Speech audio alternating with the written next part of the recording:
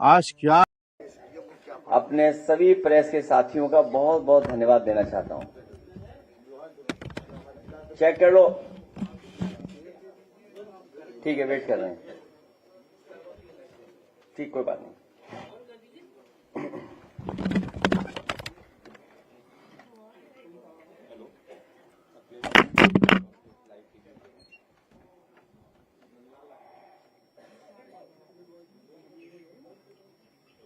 जब आपके कनेक्शन हुआ तो बता देना। हो गया, ठीक है। मैं सबसे पहले अपने प्रेस के साथियों का बहुत बहुत धन्यवाद और आभार प्रकट करना चाहता हूं कि कम समय के अंदर आप सब लोगों से मुलाकात हो रही है। पिछली प्रेस कॉन्फ्रेंस में फॉर्म 7 को लेकर के हम लोगों ने कुछ सवाल उठाए थे और सरकार ने कुछ एजेंसीज हायर की हुई हैं जो प्रोफेशनल लोग हैं, उनके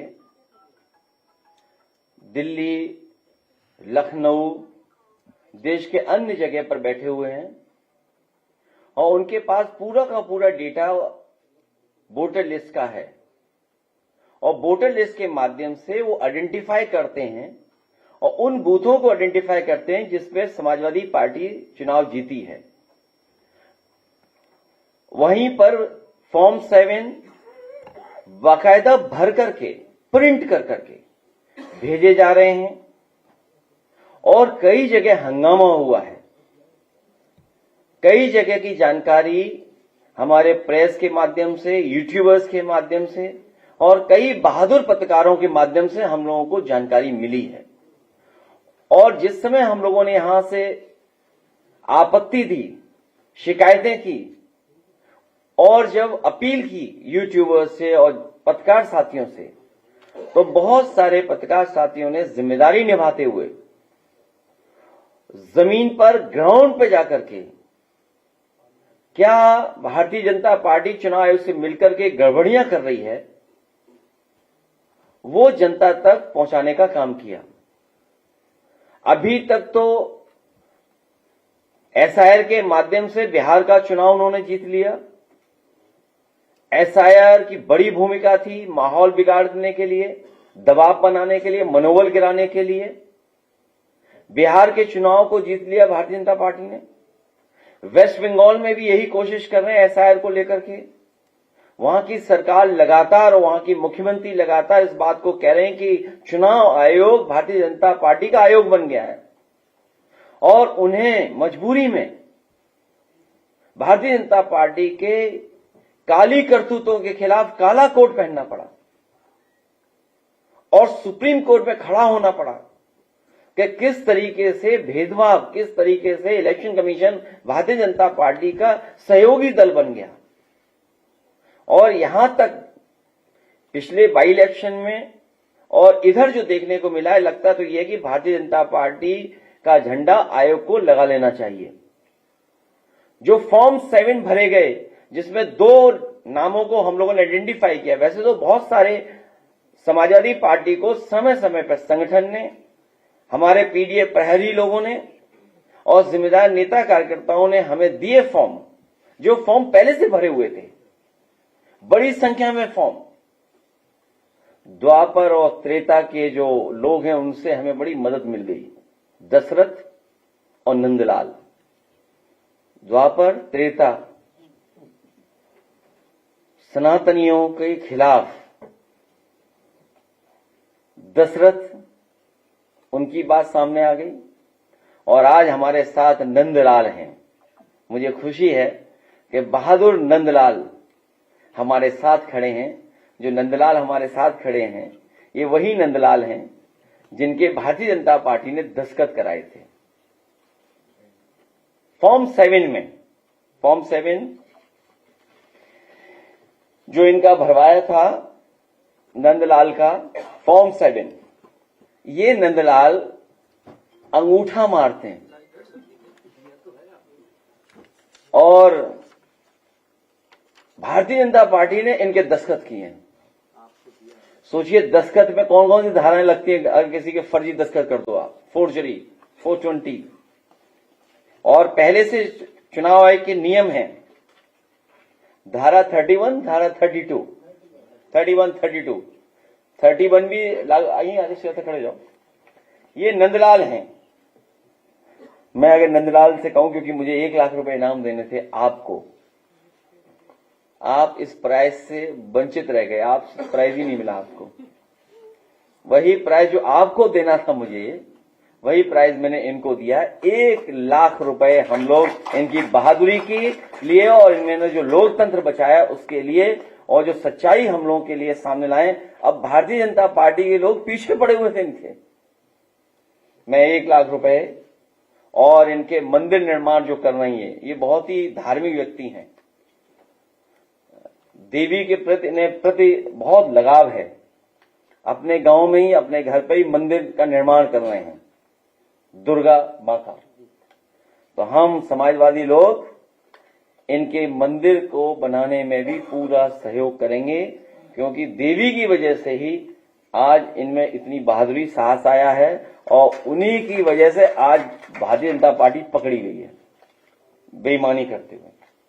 ठीक, ये लोकतंत्र बचाने वाले प्रहरी हमारे पीडीएफ प्रहरी, पूर्व विधायक अरुण वर्मा और इनके तमाम सहयोगी साथियों जिनका नाम मैं नहीं ले सकता हूं, उनके प्रयासों से आज नंदलाल हमारे आपके सामने हैं। भारत निर्वाचन आयोग का नियम है, यदि कोई व्यक्ति मतदाता सूची से नाम कटवाने के लिए फॉल्स लिखित कथन करता है अथवा कोई व्यक्ति किसी दूसरे व्यक्ति की ओर से ऐसे आवेदन प्रस्तुत करता है जिसके विरुद्ध लोग 31 है, धारा 31, 32 के तहत एफआईआर दर्ज कराई जाएगी। तो अब हमें उम्मीद है कि भारतीय जनता पार्टी की सरकार भारतीय जनता पार्टी के नेताओं पर एफआईआर दर्ज कराएगी और इसकी आगे कार्रवाई करेंगे। हम अपने विधायकों से कहेंगे, क्योंकि बड़ी संख्या में विधायकों के पास जानकारी मिल रही है, वो जमीन पर हैं। विधायक सैजुल इस्लाम, उनके क्षेत्र में भी फॉल्स इंफॉर्मेशन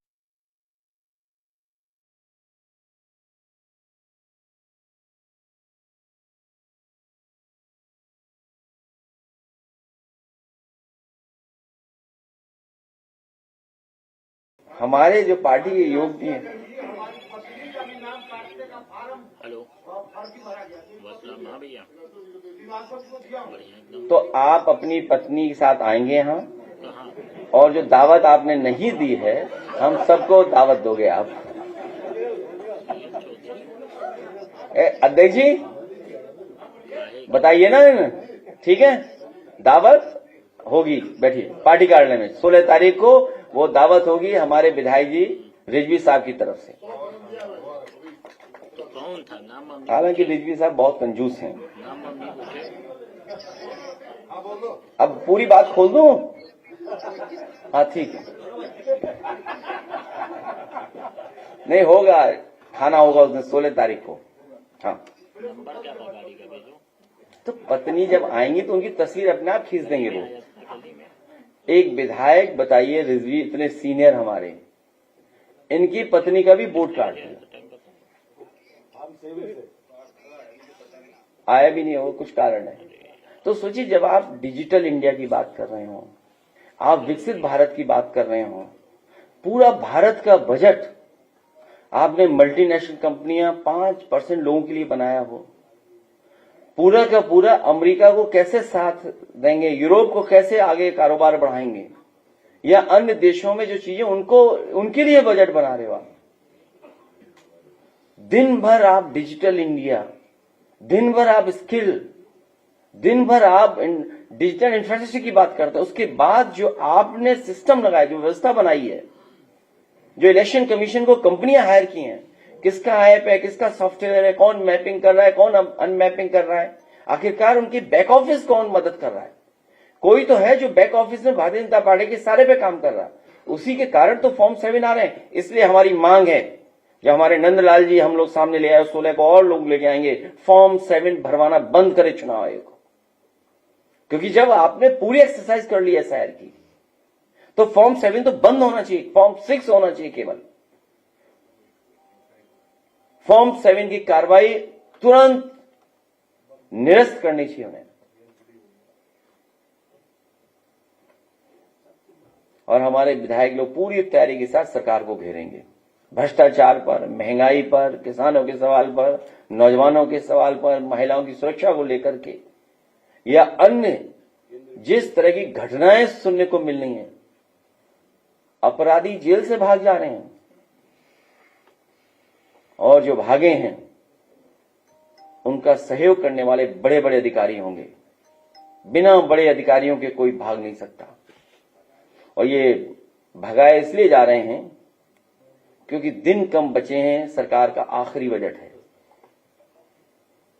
सब अपने अपने स्थान सेट कर रहे हैं। सुनने में आया है कि ऐसा भगाया, एस्कॉर्ट किया और सीधा नेपाल बॉर्डर क्रॉस किया, हवाई जहाज में बैठाया, विदेश भेज दिया। कोडीन, सिरप, वो तो चल ही रहा है। इन्हीं के लोग निकल रहे हैं, इन्हीं के लोग शामिल मिल रहे हैं उसमें। बड़े पैमाने पे इन्हीं के लोग शामिल हो रहे हैं। रियल एस्टेट वैल्यू बढ़ा ली इन्होंने। और जिस सरकार से कोई उम्मीद न रही हो, या जिस सरकार ने जनता को पिछले इतने वर्षों में निराश किया हो, उसके आखिरी बजट से क्या उम्मीद होगी हम सबको। इनको किसी की फिक्र नहीं है, ना किसान की, ना गरीब की, किसी की फिक्र नहीं है। और फिक्र होती तो इतनी महंगाई बढ़ती, इतना सोना महंगा हो जाता। ये हमारे विधायक या हम सब लोग जानते हैं, गरीब परिवार आज शादी नहीं करा सकता, इतना महंगा है हर सामान। सोना तो भूल जाइए। ये तो ऐसी स्थिति पैदा कर देंगे कि लोहे पर पीतल भी करोगे तब भी नहीं आप ले पाओगे।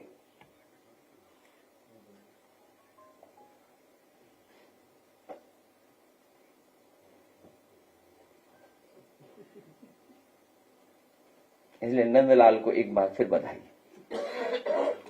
बहुत शुभकामनाएं। हम लोग पूरा साथ देंगे इनके साहस, इनकी बहादुरी, इनकी ईमानदारी के लिए। और किसी पत्रकार को अगर साइन कराना हो तो आके देख सकता है, फॉर्म है सामने, साइन करा ले।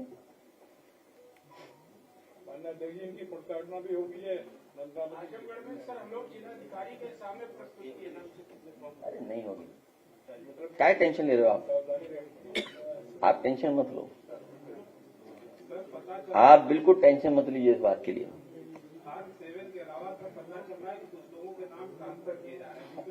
वो जानकारी लेंगे समय समय पर। देखिए, बहुत मोटी मोटी बात है, भारतीय जनता पार्टी की हर काली करतूत पकड़ी जा रही है, हर बेईमानी पकड़ी जा रही है। आखिर सरकार ईमानदार क्यों नहीं है? आयोग ईमानदार क्यों नहीं है? आयोग की जिम्मेदारी बनती है कि निष्पक्ष और कॉन्स्टिट्यूशनल वैल्यूज को बचाएं। सिस्टम जितना ही स्ट्रेंथन करेंगे उतना ही डेमोक्रेसी स्ट्रेंथन होगी। अगर हम सिस्टम को खत्म करें, इसका मतलब लोकतंत्र को खत्म कर रहे हैं। जो जहां बैठा है उसकी जिम्मेदारी है कि सिस्टम को बेहतर करें, व्यवस्था को बेहतर करें।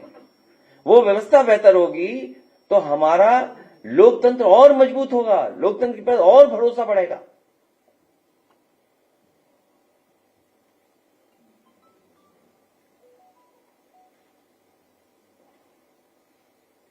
कई बीएलओज के भी बयान सामने आ रहे हैं। उनका ये दावा है कि दबाव बनाया जा रहा है उन पर कि और बढ़ाए जाएं। आपने भी शायद सोशल मीडिया पर जो वीडियो बयान जारी किया है। बहुत से बीएलओ की जान गई है, सरकार ने अभी भी मदद नहीं की। सरकार दबाव बना रही है, न ट्रेनिंग कराई, न कोई उनको सुविधा दी है, उनको परेशानी में डाल दिया है। दबाव, धमकी और तरह तरह का प्रलोभन ये बीएलओ को किया जा रहा है। लेकिन उसके बावजूद भी बड़ी संख्या में बीएलओ ऐसे हैं जो लोकतंत्र को बचाने के लिए वो खड़े हुए हैं, वो भारतीय जनता पार्टी से नहीं झुक रहे। बनारस में जाकर पत्रकार और जन आदर्श भारत वाला बहुत बड़ा उजागर है।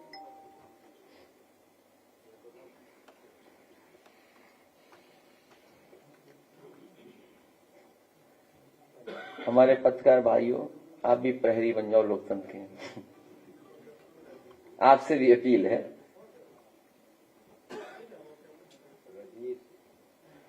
अब बीजेपी वाले व्हाट्सएप में भी चले गए, चैनलों में तो थे ही, व्हाट्सएप पे भी आ गए, अंदर अंदर पत्रकारों के व्हाट्सएप पे आ गए। सर कई जगह पे सोशल मीडिया पे कि आप 2027 से सपा रिजर्व नोएडा से शुरू करने जा रहे हैं। अभी केवल फॉर्म 7, फॉर्म 6, BLO और ये नंदलाल जी का फॉर्म है, ये जिसमें उनके दस्तखत हैं, ये दस्तखत नहीं कर पाते हैं, ये अंगूठा मारते हैं।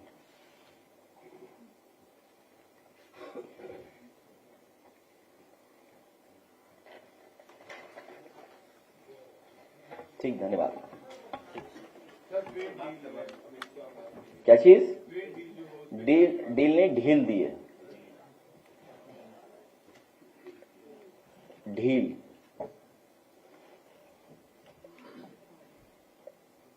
WTO के बाद बड़े पैमाने पर बाजार खोल दिया गया है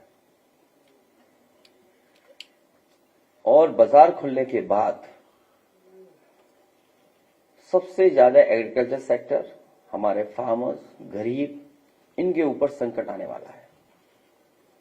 MSMEs कैसे कॉम्पिटिट करेंगे जब फाइनेंशियल इंस्टीट्यूशंस या रिसर्च, इनोवेशन और तमाम तरह का सहयोग जब सरकार नहीं कर पा रही है।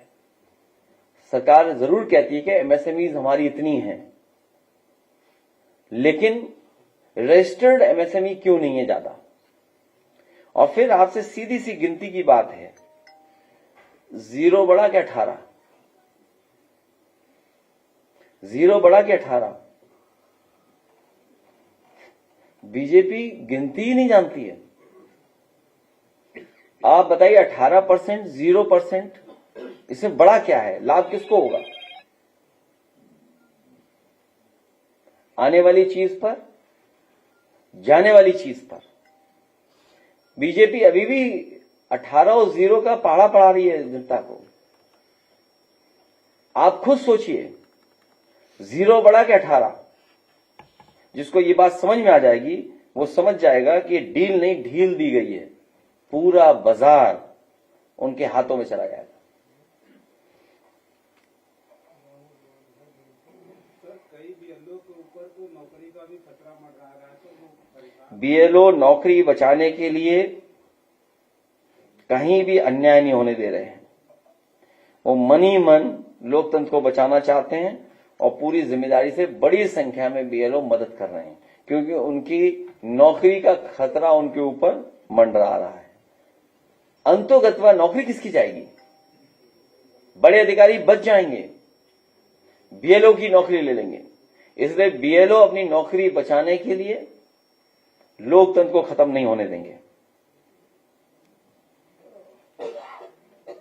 आपकी डील में मिल्क प्रोडक्ट्स की भी काफी वक्त से आपने मुद्दे उठाया था कि जो वो, लेकिन आप कह रहे हैं कि एग्रीकल्चर और डेयरी को इससे कोई इम्पैक्ट नहीं पड़ेगा। जो आप सुना है एनिमल फीड आ रहा है। एनिमल फीड किसके लिए आ रहा है? एनिमल फीड के लिए रास्ता खोल दिया आपने। हमारा जितना भी बाजार में खाने का तेल इस्तेमाल हो रहा है, सोयाबीन आएगा।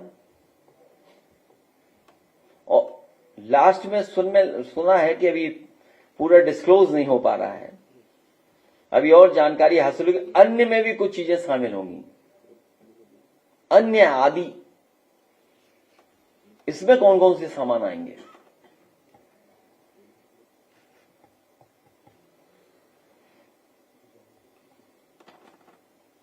क्या फॉर्म 7 का मिसयूज हो रहा है, जो आपने कहा कि फॉर्म 7 बंद कर दिया जाना चाहिए? आप ऐसा आओ, नंदलाल की दस्तखत करा लो।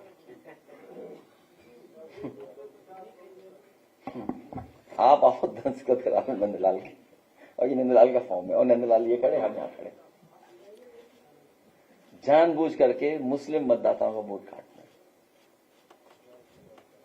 नागरिकता अगर है आपकी भारत की, तो आप वोट डालने वाले अधिकार है आपके पास, वोट का अधिकार है। इसीलिए कई बार का ये एसआईआर नहीं, NRC था। ये रहे नंदलाल और ये रहा इनका फॉर्म। इसके बाद और क्या सबूत चाहिए आपको? आयोग बताए, सरकार बताए। ठीक, बहुत धन्यवाद।